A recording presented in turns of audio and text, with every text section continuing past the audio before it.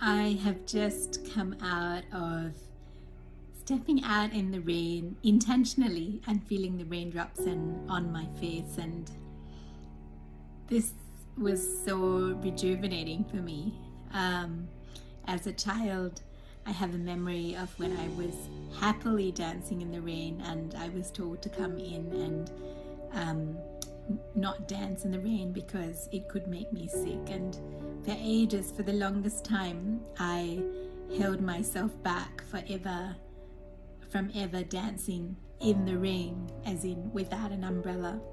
And so today, while I didn't go dancing in the rain, I took the opportunity when the rain came to just step outside. And so I've got a few raindrops on my hair and it's a little bit messed up, but you know, in the art of embracing imperfectionism, I want to still make this video for you.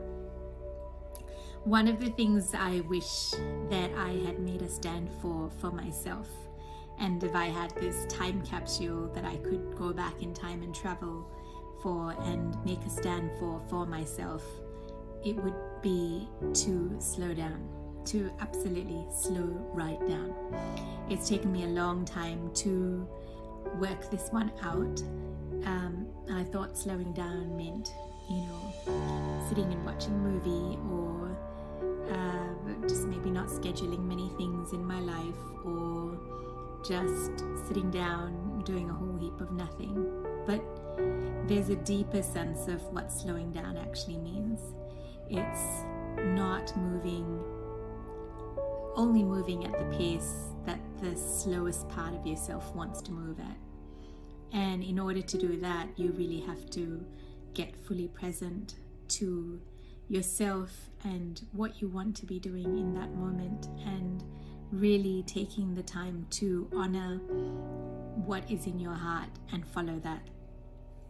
Today I had one of those days where I really intentionally set aside this day to slow down, and I found that even despite myself intentionally putting it out there for myself to slow down, I really had to be super mindful about what I wanted to do with my day, because sometimes I was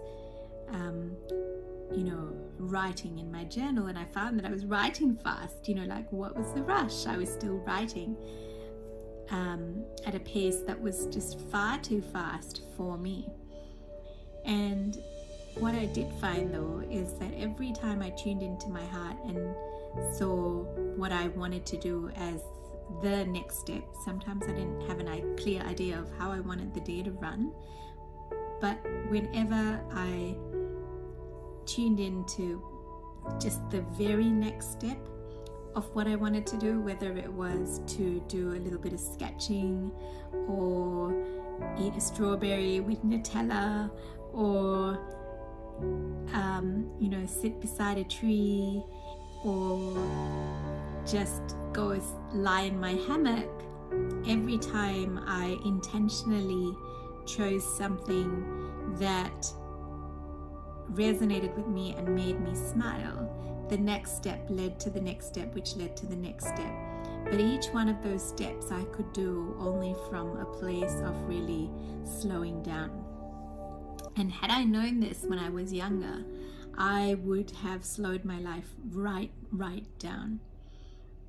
As a female health practitioner, that is not always possible, unfortunately, in the space that we're in, and some people thrive on that pace, and that's fine. If that rhythm of movement and frequency of movement and pace resonates with you and lights you up, then that's great. But for me, that rhythm only created stress for me, and it really took me into my head, away from my heart, away from the present moment, and I found that it was very, very disconnecting. So the one thing that I would have told my younger self would have been to slow right down, take the time to really honor what I loved, and when if I wasn't sure about what to do, just to honor that by getting really present to what my next step was. Just always the next step. Don't look too far ahead. It's just about what the next step is and then being present in that step. So that's all I wanted to share with you today. Slow down.